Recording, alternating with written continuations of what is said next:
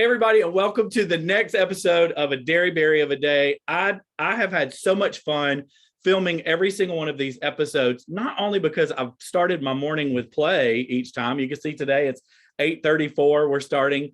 This is actually the third episode that I've filmed today, but it's not so much the playfulness that I'm enjoying. I mean, of course I'm enjoying it, but I'm loving chatting with my friends just one-on-one every single day, every single morning that I record these. And today is one of my favorite people in all of South Carolina, specifically, well, in all the country, but specifically in South Carolina education.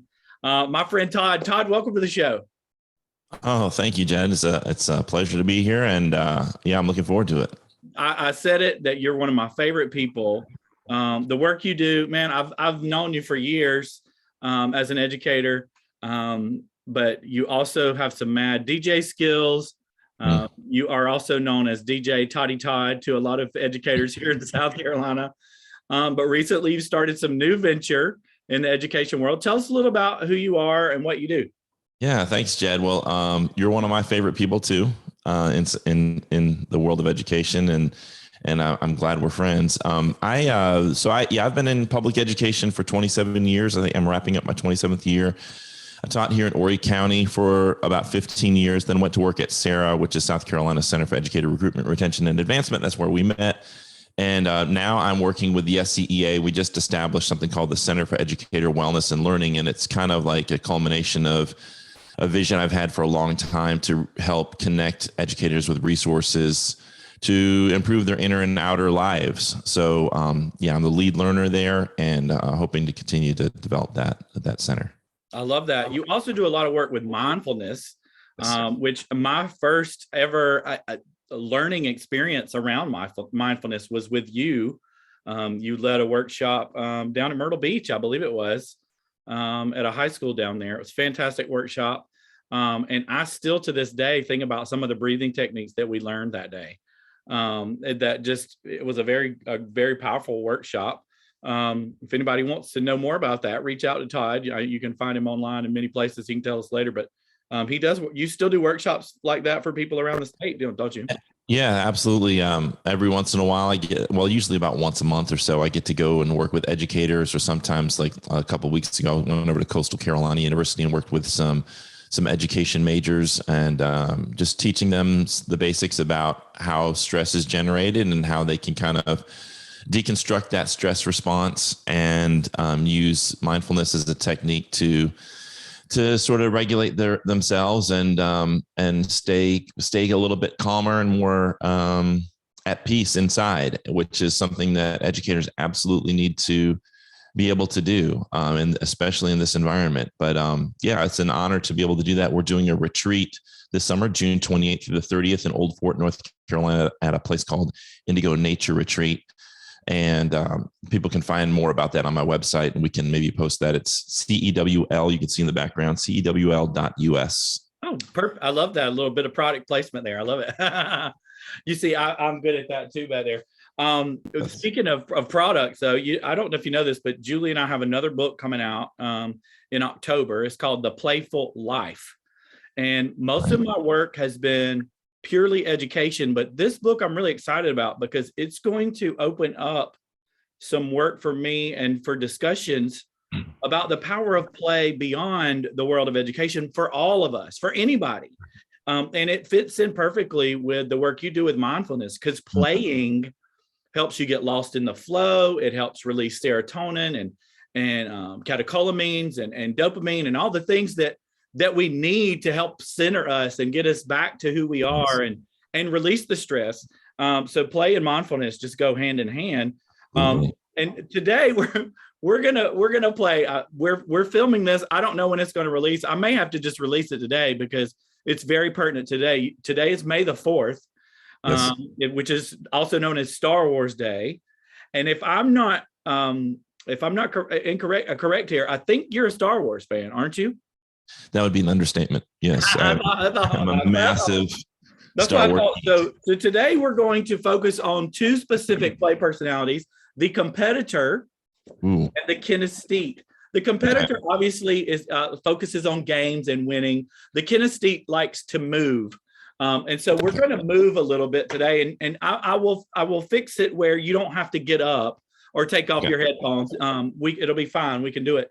Right. But I have been saving this game for Dearybury of a Day since the beginning. I've been wanting to do this, but it's called Pig, Porg, and Person.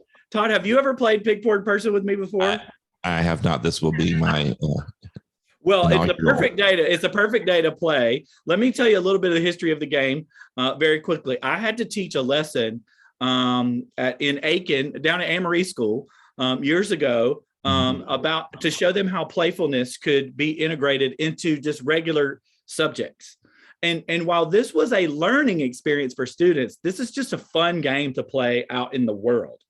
And it's based on 2 Star Wars characters that really just have little roles. This is a puffer pig. This is featured in the Star Wars cartoon shows that are on YouTube. I've forgotten the name of it just as I went to say that, but it's if you Google puffer pig, it'll pop right up. It's the Star Wars series online. It's a animated series, and this is a porg from the movies that I think it's just in 1 or 2. Last Jedi is when I first saw it. Yes. Yeah. Look at you. I love it. See, I love it when I play with a true Star Wars fan. They can tell me this stuff. But anyway, I took these 2 characters into the school that day, and I came up with a game similar to rock, paper, scissors, but pig, porg, and person, to teach about animal adaptations. This animal has a really cool adaptation that keeps it alive. You know, adaptations are all about survival. And the pig can blow himself up to squish anything that's small in his way. Listen to the sound he makes too. Listen. Isn't that the best sound? When I first picked it up, I expected a dog toy sound, but it's not as this guttural sound. So when the pig sounds like very white. Yeah, it's good.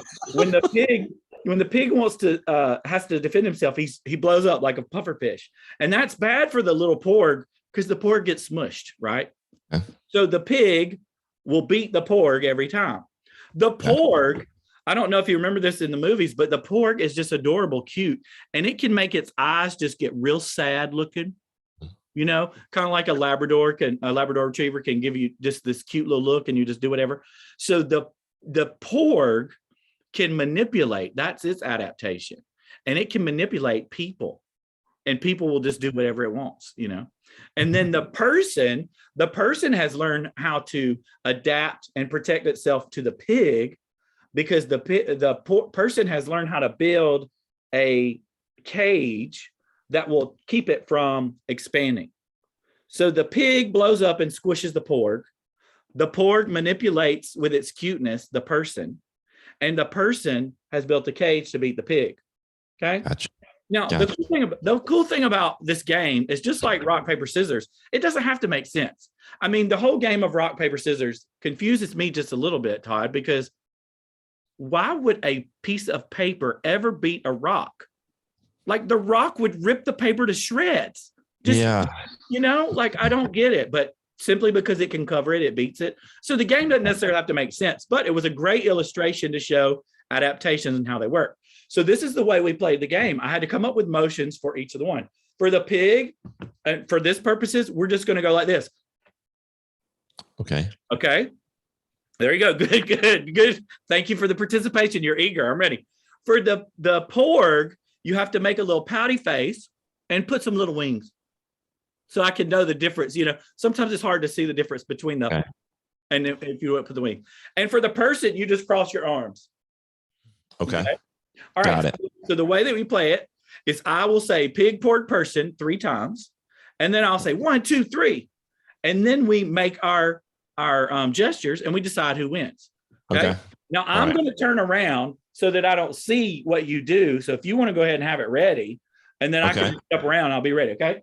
Here, I'm going to say pig, porg, person 3 times, 1, 2, 3, and I'll spin around and I'll do whatever. And we'll say, pig, porg, person, pig, porg, person, pig, porg, person. 1, 2, 3. Okay. Now let's analyze it. You were a person. Yeah. I was a what? Porg. I was a porg. So who won? You manipulated me. I manipulated you. I won the game. All right. That was just a practice round. Okay. Now this is for real. We are going to play. We're going to play this game until you beat me 3 times.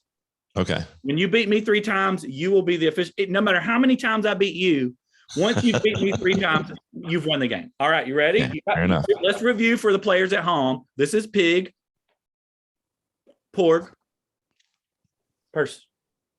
All right, you ready, Todd? I'm gonna turn. Yeah, I'm ready. All right. Pig. You know what? For the sake of time, I'm just gonna say pig, porg, person 1 time, and then 1, 2, 3, and then we'll jump around. But when I do it in person, when I do this in person with a group of people, I like to do the pig, porg, person 3 times, and I start off slow and chant it low, and then it build the excitement, and then it's like 1, 2, 3, and then everybody jumps. It's just a lot of fun. But for one-on-one right now, 1 time. All right, here we go. All right, here we go. Pig, porg, person. 1, 2, 3. Wow, you beat me. You beat me. All right, let me get. Wait, I got to keep tally here, so I can keep track. So that was Todd 1, Jed 0. All right, it doesn't matter how many I've got. Okay, here we go. Pig, porg, person. 1, 2, 3. Oh, we tied. What happens when you tied?